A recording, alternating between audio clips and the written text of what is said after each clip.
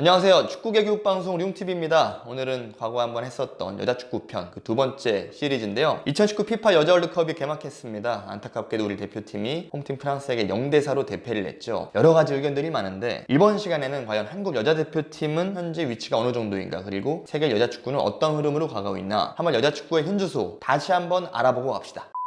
자, 우선 세계 수준이 과연 어떤가요? 지난 대회 월드컵 우승국은 미국이었습니다. 결승에서 일본에게 5대2 대승을 거뒀었는데요. 그 당시 대회 4강이 미국, 일본, 독일, 잉글랜드예요. 8강은 여기에 프랑스, 중국, 호주, 캐나다가 추가됩니다. 사실 캐나다가 그렇게까지 강팀은 아닌데 지난 대회 때는 홈팀 버프를 좀 받았었죠. 여기에 브라질, 노르웨이, 스웨덴 모두 지난 대회 16강 진출국입니다. 한국은 지난 대회 16강에 진출했었죠. 1차전 브라질에게 0대2로 패했었는데 2차전 코스타리카에게 2대2, 그리고 3차전 스페인을 2대1로 극적으로 잡으면서 16강에 올라갔었고, 현재 한국 피파 랭킹이 14위입니다. 하지만 앞서 있었던 여자축구 1편에서 얘기했듯이 여자축구는 이 10위권과 10위권 밖에 있는 팀들 사이에는 큰 벽이 좀 존재하는 것 같아요. 그 벽에 대한 얘기를 할 수 있는 게 체격과 체력을 총망라한 소위 말하는 피지컬의 차이입니다. 지난 프랑스전을 다시 한번 복귀해보죠. 4년 전에 열렸던 월드컵 16강에서도 프랑스를 만났었는데 그때는 0대3으로 패했었습니다. 사라 부아디 골키퍼, 웬디 르나르, 아몽디 넝히, 의제니 르소메어 이런 선수들 4명이 그대로 이번에도 선발로 들어왔고요. 우리 대표팀은 김도현, 조소연, 이금민, 강유미 이런 선수들이 지난 4년 전 프랑스전과 똑같이 선발로 들어왔고, 4년 전에는 지소연 선수는 부상으로 빠졌었습니다. 비슷한 점이 좀 있었어요. 4년 전 경기 때도 초반에 2골을 내줬었어요. 전반 4분 그리고 8분에 연이어 실점하면서 경기를 굉장히 어렵게 좀 끌고 갔었는데요. 한국은 그때도 사실 아무것도 못했죠. 아니, 사실 할 수가 없었죠. 왜 그랬냐? 프랑스가 너무 강합니다. 4년 전 맞대결 때보다 이번에도 더욱더 강해졌음을 느낄 수 있었습니다. 특히 좀 마음이 아팠던 게 우리 선수들이 심리적으로 되게 좀 위축된 모습들이 느껴졌어요. 초반 5분 동안 우리가 굉장히 좀 힘들었고, 모든 동작과 볼 터치에서 조금 쫄아 있었어요. 그런 부분이 많이 좀 느껴졌었는데, 예를 들어 어떤 현상이냐, 공을 앞으로 잡아놓을 수 있는데도 앞으로 못 잡아놓습니다. 잘 잡아놓다 하더라도 전진 자체가 동작이 부드럽지 못하면서 어려움이 좀 있었는데요. 특히 이날 경기, 이번 프랑스전에서 느꼈던 대표적인 장면이 전진 패스를 딱 줄 수 있는데도 뒤로 가요. 그게 바로 첫 번째 실점 장면.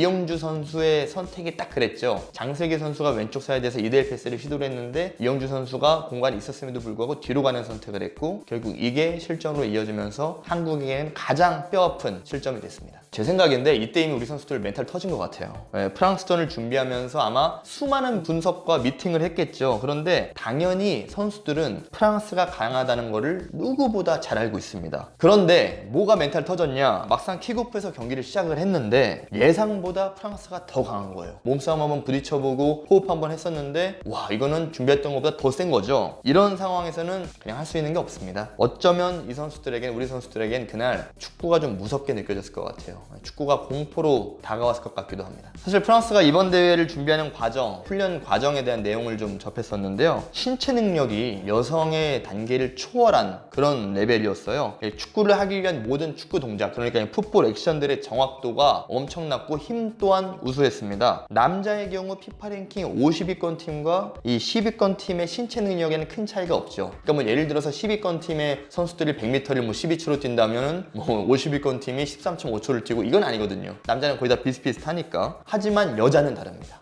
여자의 경우는 분명히 다른 부분이 있어요. 프랑스는 지난 4년간 축구 과학을 잘 활용을 해서 선수들의 피지컬을 더 강화시키고 더 발전시켰습니다. 가뜩이나 뛰어난데. 우리 그 장면 기억하시죠? 르나르 선수의 그 헤딩, 판다이크 아니냐고. 그런 부분들은 프로필상 르나르가 187인데요. 여자 187의 경우 남자로 따지면 거의 2m 센터백이라고 보시면 돼요. 근데 2m짜리 센터백이 빠르고 점프력도 좋고 반응도 뛰어나. 이건 사기 캐릭이죠. 그러니까 이런 상황에서 사실 전술이 뭐가 의미가 있겠어요. 저는 지금 나이지리아전을 앞두고 선수들이 체력적인 회복을 하는 것보다 이 정신적인 멘탈 회복이 더욱더 중요할 것 같습니다. 그래서 꼭 말씀드리고 싶은 게, 이 선수들을 향한 향한 비난은 조금 곤란합니다. 프랑스는 이번 대회 가장 강력한 우승 후보 중에 하나고 실제 그런 모습을 보이고 있고요. 그러니까 우리는 현재 시점 세계에서 가장 센 팀이랑 걔네들 안방에서 붙어서 뭐 첫 경기 치른 거예요. 욕하시는 분들도 있겠지만 욕하기 전에 우리나라의 지금 현재 여자 축구 선수 등록팀이나 등록 수가 프랑스와 비교해서 어떤지 한번 좀 우리가 고려를 해봤으면 좋겠어요. 뭐 예를 들어서 독일, 잉글랜드 이런 여자 축구 선진국과의 비교도 마찬가지고요. 아니면 융TV 지난 영상 한번 보고 오시고요. 이번 대표팀은 지난 10년의 영광을 기억하는 한국 여자 축구의 황금 세대들입니다. 지소연, 이민아, 정영아, 김혜리, 임선주, 여민지, 이소담, 신다명, 장슬기 이런 선수들 외에도 김도연, 조소연까지 과거 2009년 유니버시아드 우승 멤버들까지 이 선수들이 그동안 이루어온 업적이 2009년 하계 유니버시아드 우승, 2010년 17세 월드컵 우승, 2010년 20세 월드컵 4강 이런 대업적을 이룬 사람들입니다. 선수단 절반이 지금 현재 나이가 28세가 넘어서 인재 풀에 비해서 사실 한계가 있는 여자 축구의 현실을 그대로 보여주는 구성이긴 한데 그런데 감히 이들한테 축구 못한다고 할 수 있는 사람이 어딨어요. 17세, 20세 시절에 세계 1등, 4등 할 정도로 잘했던 멤버들인데 성인 돼서 지속적인 발전을 못한 것에 대해서 우리가 이유를 생각해보는 게 먼저이지 않을까 생각이 듭니다. 장기적인 안목이 필요한 시점입니다. 뭐 100년 되게 이런 것까지는 바라지도 않고 일단 10년부터 생각을 해보자고요. 국내 여자 축구인 이 WK 리그의 현실과도 일단은 챙겨봐야 되겠죠. 물론 제도적인 개선점은 필요하지만 우리의 현재 실정이 WK 리그의 상황이 결코 나쁘지는 않습니다. 다만 초중고 단계에 있는 여자 선수들을 지금처럼 소수 엘리트로 육성할 것인지 아니면은 클럽 침입으로 그 범위를 확대하여 육성할 것인지에 대한 연구는 조금 더 필요한 상황입니다. 최근 이제 문체부 스포츠혁신위원회가 학교 스포츠 정상화를 위해 발표한 권고사항들처럼 현장의 상황을 이해하지도 않고 고려하지도 못한 정책은 우리에겐 필요 없습니다. 한국 엘리트 육성 시스템은 세계 어느 곳에서도 유례를 찾아보기 힘든 아주 특이한 시스템이기 때문인데요. 사회적으로 늘 지적받지만 이해하기 힘든 환경에서 우리는 올림픽에서 또 월드컵에서 성적을 내었고 좋은 그림들을 많이 만들었었잖아요. 그런데 여기에 여자 카테고리라면 그 상황은 조금 더 특수하게 연구해야 되지 않나 생각합니다. 저 개인적으로는 여자 지도자가 국내 다양한 카테고리 팀 나아가 대표팀에서도 많이 활약하면 좋겠습니다.